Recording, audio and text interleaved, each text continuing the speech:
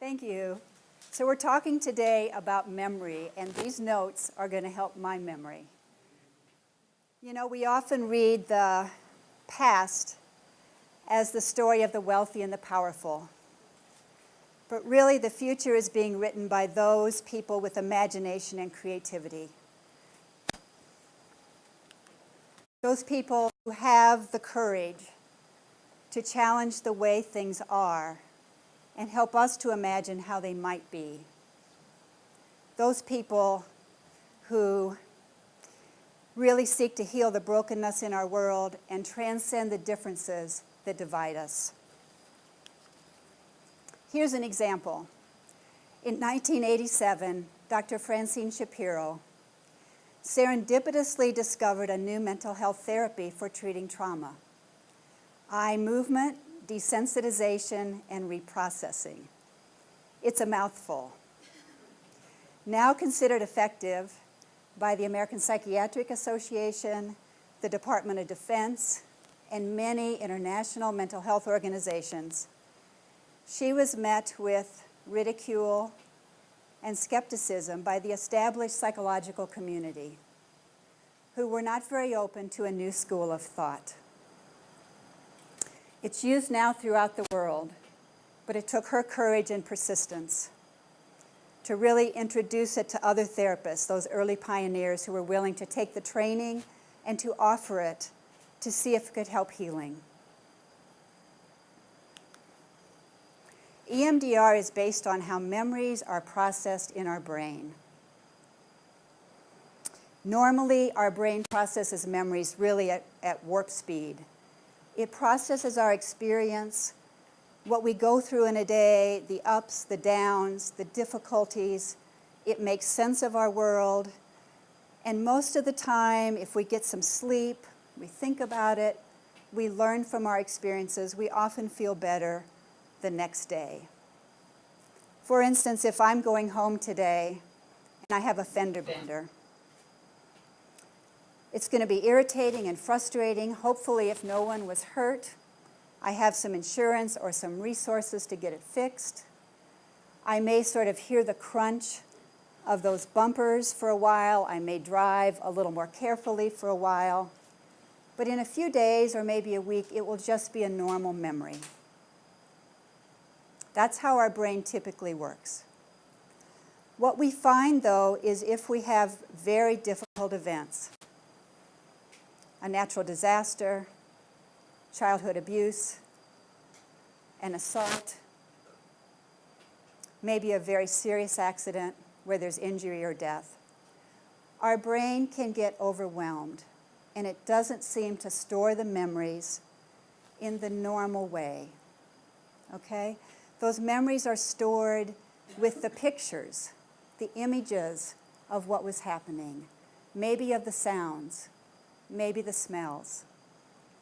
And sometimes they're stored with a negative belief about ourselves that starts to be our lens on the world. I can't trust anyone else. I'm not good enough. I'm not safe. We also find, research tells us now, that in addition to our brain having trouble with those very large events, we have as much trouble or more with those difficult life events that are set in a relationship. For instance, a child whose parent often called him stupid.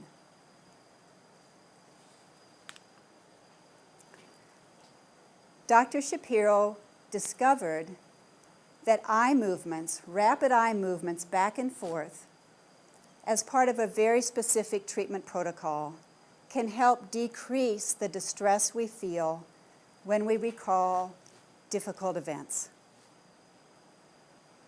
Sometimes our treatment involves what we call bilateral stimulation, two sides of the brain, by stimulating two sides of the body. We may tap on two sides of the body.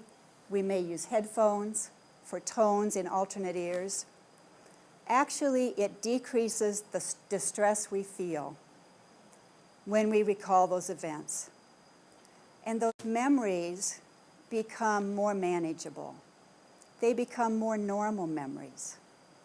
We don't have those symptoms of trauma, the nightmares, the intrusive thoughts or images, the numbing, the avoiding reminders of those events. So EMDR really helps us to move past our past.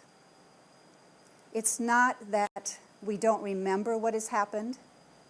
It's not, in some cases, that what happened is okay. But it's that we can begin to live more fully in the present and move more freely into the future.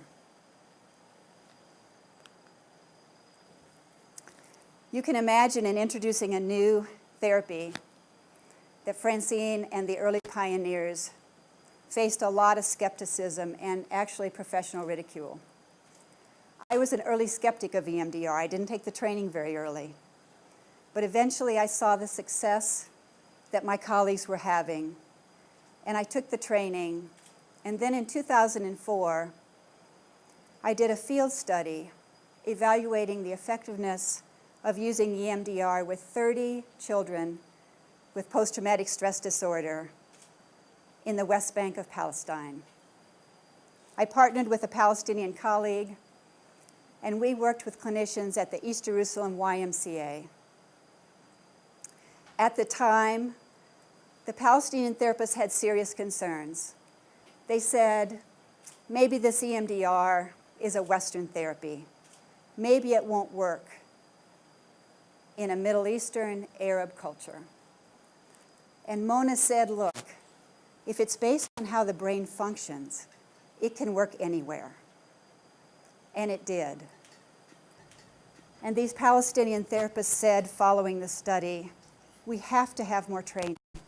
We have to work to really alleviate suffering in our community.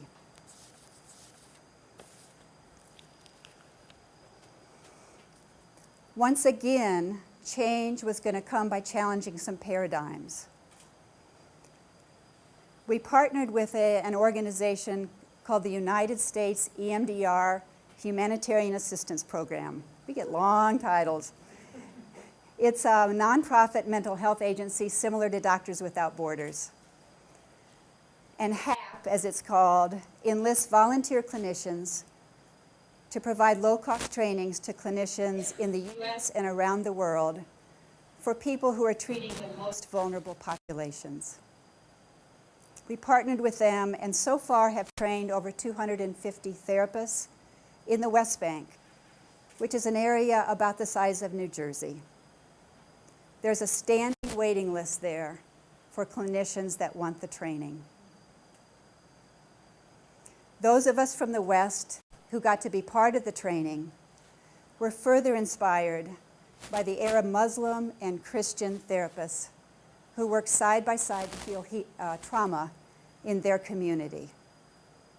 And you know, in that part of the world, it isn't post-traumatic stress disorder, it's ongoing traumatic stress.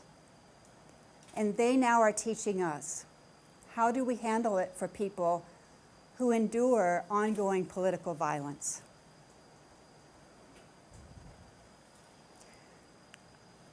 We're also finding that EMDR may be able to interrupt that generational transmission of trauma from grandfather and grandmother to son or daughter to granddaughter or grandson.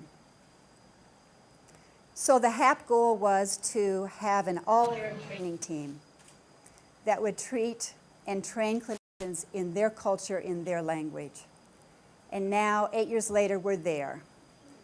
This team provides treatment in Palestine, in Lebanon, and they're training clinicians in these communities. They've trained Iraqi therapists.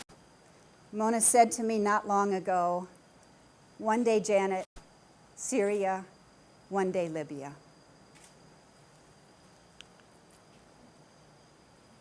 So it was the vision and the courage of Francine Shapiro who inspired clinicians all over the world to try a new paradigm, to do what they could to heal the divisions, crossing boundaries of nation and culture and language and ethnicity. And these are the people that are writing the future. Thank you.